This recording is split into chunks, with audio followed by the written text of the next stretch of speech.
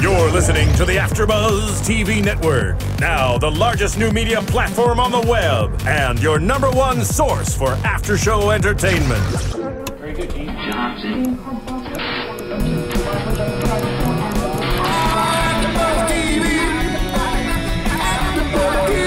From Los Angeles, California, and Maria Menounos, and streaming live thanks to Akamai Technologies, this is AFTERBUZZ TV Spotlight On. Spotlight On is a long-form interview series featuring actors and TV personalities. And now, from the world's #1 TV after-show platform, this is AFTERBUZZ TV Spotlight On. Hey guys, thanks for tuning in to AFTERBUZZ TV Spotlight On. I'm your host for tonight, Zach Wilson, and I'm here to talk to Chef Brian Duffy. That's me. And we are getting shipped up. That's right. We're gonna drop kick some stuff. God, I love this. Talk about some food, some rescuing of bars. Done that. So let's jump right in. So a lot of people will know you from Bar Rescue. It's probably the most prominent way they have seen you on TV or anything like that. I did about 20 episodes, a little more than 20 episodes of Bar Rescue, working with Taffer and the crew over at 3 Ball. It was an awesome run. Had an absolute blast doing it. So, how did you first get involved with those guys and in the show? I actually got a phone call from a producer at Spike who said, you know, I'm looking for a chef in Philly. Do you know anybody? And I said, well, yeah, I do. That would be me. And then he said, I need somebody who has some TV experience. I said, well, I've done TV for the last 8 years, so I know TV. And he said, well, I'm looking for somebody who knows, something about Irish food. And I said, well, I was voted best Irish chef in America twice. And he said, well, I need somebody who knows something about Downey's restaurant. I said, well, I was the chef there for 2 years, so I think I know better than anybody. And he threw some expletives at me and then told me that he was calling my mother because it was my brother.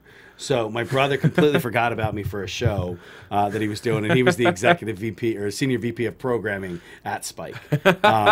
So he was looking for somebody else, and I said, no, we got to talk about this. And so I sent my tapes in, and the next thing you know, I started going on the show. So it was a pretty quick thing that happened. But, great. And you'd already been on TV. So what kind of stuff were you working on before that? You know, I started doing TV in like 2003. I did a bunch of local stuff in Philadelphia. And then I kind of when I started getting more involved in the Irish end of food, I started getting picked up. I started doing a bunch of stuff with the Today Show. So I did the Today Show for 8 years with those guys. And then I did Food Network and DIY and HD and Fine Living and PAX and a whole bunch of other networks doing that stuff for a show called Date Plate years ago. Then I did some scripted stuff that was a lot of fun. And meanwhile, while all of this is happening, I was still running restaurants and working and raising a family and doing everything. So you didn't really know what sleep was for a while. No, I was working my ass off. I was opening restaurants and lucky enough to get on TV. I mean, the first TV show I ever did was, I remember I still have a picture of the check, and it's in my office. You know, I think I got paid $450 an episode to do the show, which was pretty funny. I thought that was cool as hell. So yeah, that's not a bad salary for an episode of work. Not bad for taping for 2 days. So so a lot of people like, well, you started with Bar Rescue, and so one of the things that people have talked a lot about is that some of the controversy around it. Like, is it staged? Is it real? But you're the guy on the floor. You're on in the pits on the fire. So can you spread some answer to those rumors? You know, the show is real. It's what happens. That's the thing. There's no doubt about that. It's very straightforward. When we first go in, I purposely asked, as I started getting more involved in the show, not to know anything about anybody in the kitchen, because I didn't want to know if you were drunk. I didn't want to know if you were high all the time. I wanted to figure that stuff out. So that was the way that I did my stuff, and they always respected me when I asked those questions, because there'd be times they'd say, Brian, no, like, we need you to know this, and I'd be like, I don't want to know it. You know, I want to be able to be shocked when I walk into a kitchen. I want to be able to have my own ideas and make my own judgments about what's going to happen. And most of the time they were some pretty good, pretty loud ones. So, well, what's an example of something they wanted you to know? If people go back and watch these episodes. When I did an episode in Denver with Ami, I affectionately call that the Fat Boy episode, where Ami called me a fat boy and Taffer picked him up and threw him up against the bar. I didn't want to know anything about the cook because, and they really wanted me to, because the guy was a truck driver for like 15 years prior and didn't know a lot about food. So I had to figure that all out on my own when I got in the kitchen, and it really, that was one of the episodes that I actually liked the least, because the guy who was on it was one of the most pompous, just disrespectful, disgraceful human beings I've ever met in my life. So that's how I feel about him. You know, just a subtle, small feeling. It's a little mild. Well, and I tweet live during the show, and I started doing little man's disease for him, because he was a 4'9", 5 foot tall, ex-Israeli soldier. Yeah. Oh wow. It was a tough episode, and he was just, I mean, he was disgraceful to the people that he worked with, and I just couldn't. I hated him. And that's tough, because for you, a lot of the, and I mean, we just came off the MasterChef after show. Yeah. So tune into that as well if Yeah. you want more Brian Duffy. But you talked a lot about how being a chef is all about leadership in the kitchen and being that bigger person. Yeah. So is that the most important thing, or is that just part of being, you know, to be chef? successful, you know, as a chef, yeah, you have to have good, you know, you've got to have a good palate. You've got to be able to put flavors together. You've got to be able to think on the fly. You've got to be able to, you know, move quick and take care of things as they're happening. But you also have to be a leader. You have to be able to teach your staff what it is that you want to do, because you're literally taking a vision and turning that vision over to somebody else, and they have to recreate that vision on a nightly basis, sometimes 300, 400, 500 times. So I can say, hey, I'm going to do a pan-seared snapper with an oven roasted tomato sauce, and, you know, like something like that. But if I don't show the guys and teach them the way to do it, you could put a tablespoon of butter in where he puts a teaspoon of butter. You might add smoked salt where he wants to add kosher salt. So, you know, you have to be able to get your voice out and let people see what it is and how to do it the right way. And really just control the room. Yeah. You're the guy who has to like make sure everyone is on point, on task. And when you're really working and you're in the heat and the thick of it, especially on like a Friday night, you know, you're back there and you're standing and you're literally conducting. That's what it is. You've got 5 or 10 guys or 15 guys or one guy that's standing in front of you who's creating all of these dishes. Every single time it has to be exactly the same. So you've got to be able to say, hey, look, make sure that sauté's doing this, grill's doing that. It's a lot of fun to expedite. I love expediting. So, is that where you got your start in the kitchen? Was sort of no, man, I was a busboy. I was a Okay. busboy and a dishwasher when I was 14, working at Castle's Restaurant in Narberth, Pennsylvania. And at the end of every shift, we had to go downstairs with old man Castle into the basement, and we had to count out our tips and then pay taxes on everything. And he had a tax calculator on the wall that I remember, and I was like 14, 15, and this was like, you know, the old style. The waitress that's like, "Hon, go clean table 4," you know, smoking butts in the middle of the restaurant. So that's where I started. And then you climbed up through. Yeah, I mean, I remember at one point I said I was never going to work in a restaurant again. I worked for Ralph Lauren in the city in Philadelphia, and I sold clothes. And I was making great money. I was like 19 years old. I had great friends, and I dressed, you know, like any wonderful 19 or 20-year-old kid in the 90s would dress. And I said I'll never work in a restaurant again. And then I realized I was working every holiday, every night, every weekend, the same as I was in a restaurant. So I ended up going to culinary school. Cool. And Yeah. that's what it turned around. You became somebody who could train Yeah. others. And you done a lot of that on Bar Rescue. Do you have any? We talked about your least favorite moment Yeah. on that show. Yeah. Do you have any standout favorites? Like, You know, I was lucky enough to be able to have awesome people that were on the show, so I've made amazing friendships. You know, as soon as I landed today, I texted Russell Davis from the show to let him know I was here. And as soon as I get in the car, you know, Michael Tips is going to find out that I'm out here. I want to call everybody personally and let them know. I already had a drink with Russell this afternoon, and the cool part also about being a chef who travels as much as I do is I have friends that are chefs all over the country. So, you know, Jill Davey was out there today with us, and we had a quick drink before I came in, and not too many drinks before I came on, just saying that. But you know, I was able to see some of those guys in between some other stuff that I had done. But being on the show, I've made just great friendships from the producers and the crew. The actual shows that were my favorite, I'll tell you, Black Sheep in Cheviot, Ohio, with Scott Scherpenberg and Natalie Clayson. They're one of my favorites. They were a rescue that really wanted to have it happen. They wanted to make it happen. And Scott and I went out to dinner. We had drinks. I was down there about 2 months ago in Cincinnati, Ohio, and talking to those guys. So I'm going to redo their menu for them in September. They're going to become clients of mine. I've got you know, Moonrunner Saloon in North Carolina, which was a great show for us. And these weren't the real dramatic, You know, like you're a drunk who's sleeping with the bartender who had sex with the cook last week. These are like real, true families and real, true people. And that is the way I like the show the absolute best. I'm not a fan of the horse taking a shit on the floor. I'm not a fan of a raccoon dropping out. I'm not a fan of dead rats, and I'm not a fan of a guy chasing after me, you know, in the middle of a restaurant.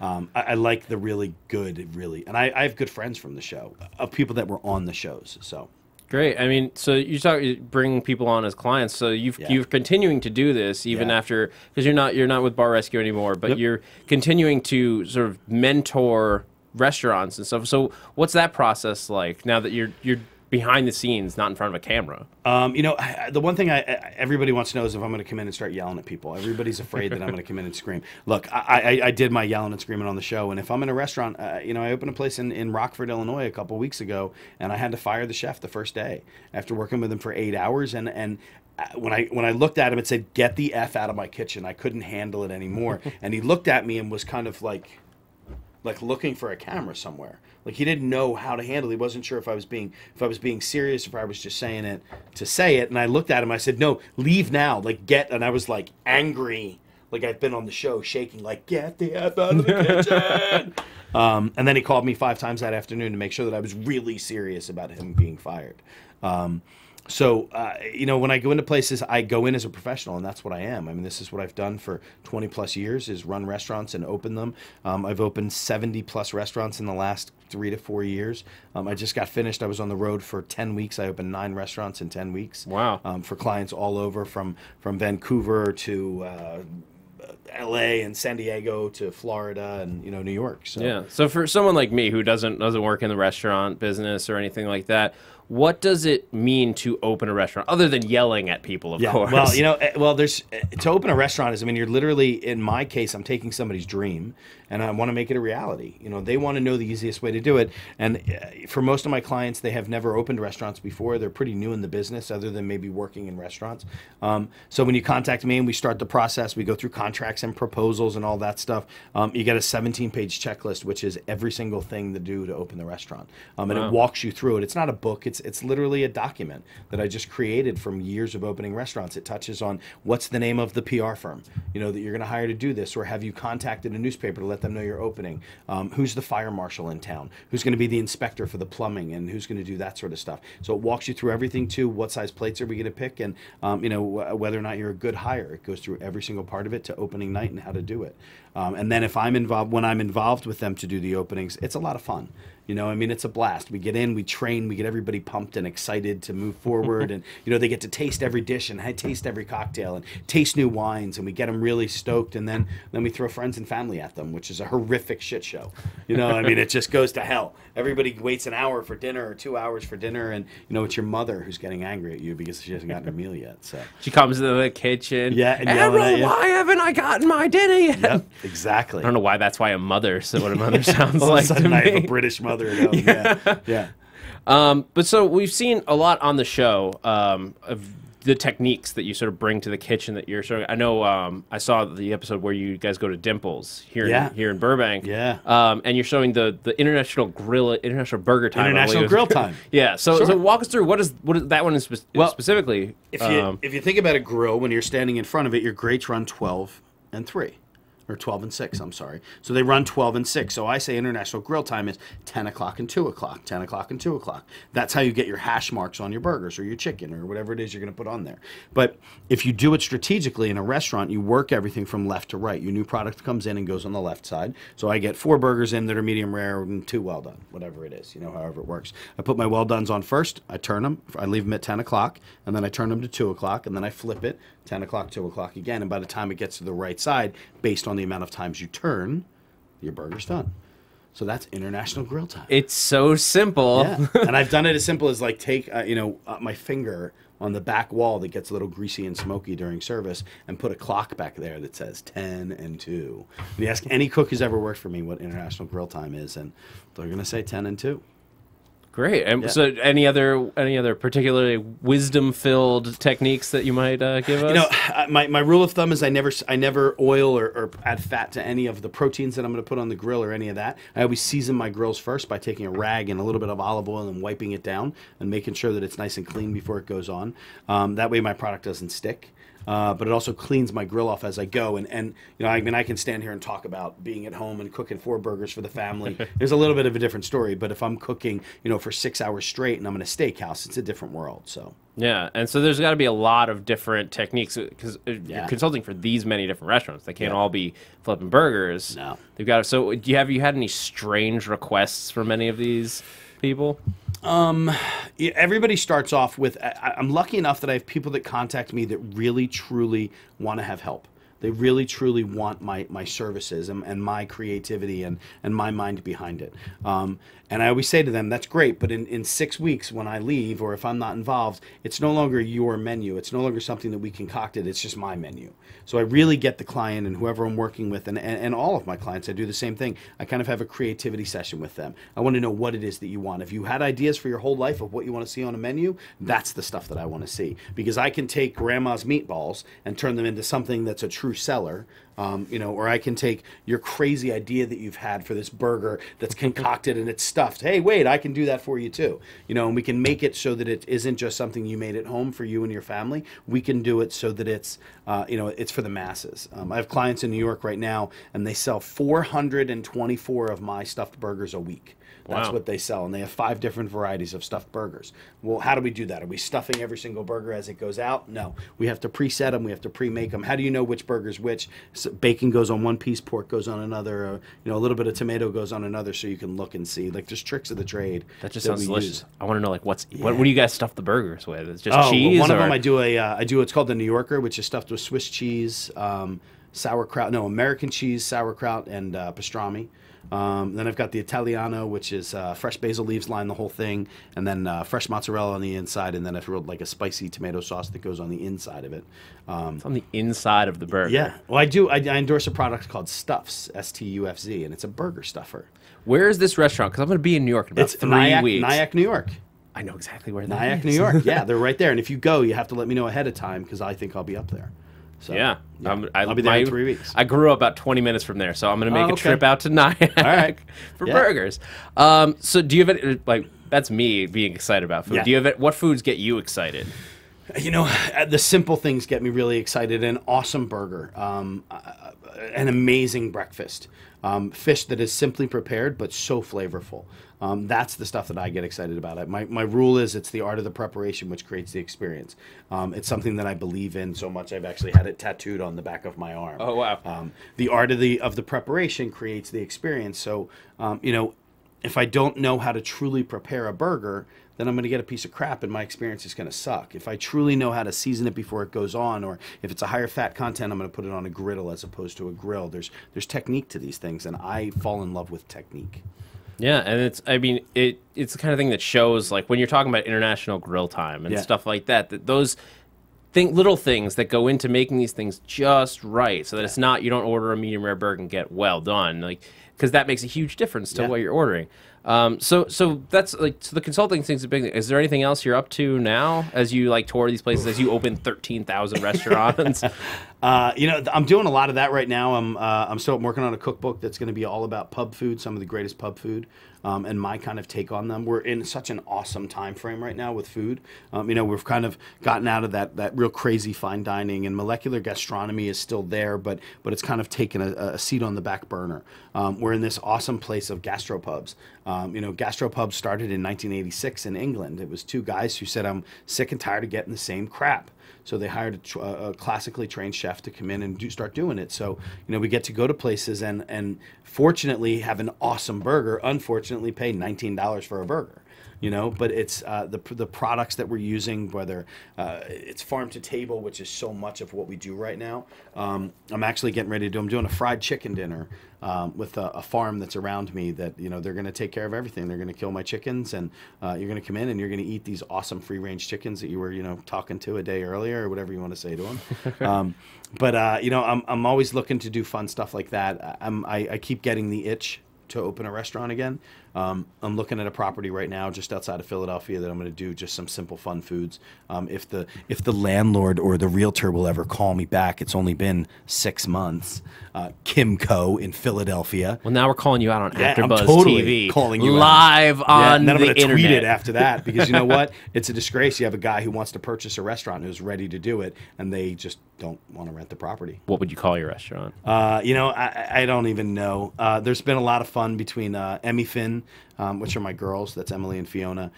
If we open an Irish pub, it's going to be called JB Emelfies, which is my name's Brian. My girlfriend's name is Jill, and my girls are Emily and Fiona. So there's always fun stuff. I mean, I've tossed around Duffified, which is kind of a hashtag that I live with. It's a way that I live life, which is a little bit over the top, never saying no. Having experiences across the board, whether it's sitting on a plane and talking to the guy next to you, or going into a bar and doing car bombs in a bar from 1752, you know, and watching them make flaming shots. I mean, it's about fun and having a good time, and the food that I do, and that's kind of the way I live life. So I have fun. And that's a good way to live life. I love because living life is about. way. I always love the New Orleans saying, like, but a lot of people eat to live. Yeah. But you got to live to eat. Exactly. It's all about the food, and you're just living that You know, every day. I mean, I'm lucky enough that I get to travel all over the world. So, I mean, I do a lot of work for a group called the Mess Lords, which is there's 4 core guys on the Mess Lords that started it, and we go around the world and we feed the troops all over the world. So I just got back from a little European trip. We did Italy, Spain, Germany, Belgium, Norway. No, Italy, Spain, Belgium, Germany, and France and the UK, and went and cooked for the troops. Got to go and cook in a NATO base, you know, and literally cooked for 12 different nations, which was pretty wild. And all I wanted to do was have my picture taken with everybody in all their different uniforms. And I had to go to the bathroom. And when I came out of the bathroom, everybody was lined up, and they're like, "That's going to be an awesome shot," and everybody walked away. So I never got my NATO shot. So I have to get back to the NATO base in Belgium. But there's, you know, I get to cook all over, and I get to eat all over, and I get to taste food from all over the world. And whether it's, you know, a burger in Breeze, Illinois, or O'Fallon, Illinois, or, you know, going out to St. Louis and having ribs, or down into Texas and, you know, having some brisket, I get to go all over the place and have a lot of fun. And that's the, like, I think, what did you have a quote on MasterChef? Your mood is your food. Your mood is your food. And when you're excited about your food's going to be exciting. Yeah. It, like I said, I've been doing this for years, and it took me about 10 years ago, I kind of backed off. And my food started getting better because I was in a happier place. I was in a better mood. I allowed my staff to create. I allowed them to make mistakes so that they could learn from them and move on. And I think at that point, I became a much better chef. So... And I personally cannot wait to have a Duffified meal. So I think that's going to do it for our interview. Is there anything else that people where they can find you or keep up with you? I'm on Twitter, I'm on Facebook, and I'm on Instagram, just like the rest of the world out there. Instagram and Twitter are the same. It's Chef Briduff, Chef Briduff, and Instagram or Facebook is Chef Brian Duffy, and I have fun on all of them, and I do recipes all the time. I post food every single meal that I eat, or every meal that I cook. I'm getting better with putting the recipes out there at the same time, but yeah, those are the places you guys can find me, and I'm going to be doing some appearances and stuff that'll all be on my website. So. Great. And so thank you so much, Brian, for coming in. And thank you guys for listening. Be sure to rate and subscribe on iTunes for more of these Spotlight Ons. You can check out the MasterChef episode from this week, where Brian and I, as well as our co-hosts, got Tracy and Kyle, got to talk about this week's MasterChef and all the crazy stuff that they were doing. You can also catch me on Twitter and Instagram at @ThatZachWilson, and here at AfterBuzz on The Leftovers and The Strain. Thanks for tuning in, guys. This has been Spotlight On with Brian Duffy. Thanks, man. From executive producers Maria Menounos, Kevin Undergaro, Phil Svitek, and the entire AfterBuzz TV staff, we would like to thank you for listening to the AfterBuzz TV network. To watch or listen to other after shows and post comments or questions, be sure to visit AfterBuzzTV.com. I'm Sir Richard Wentworth, and this has been a presentation of AfterBuzz TV. Buzz you later. The views expressed herein are those of the hosts only and do not necessarily reflect the views of AfterBuzz TV or its owners or principals.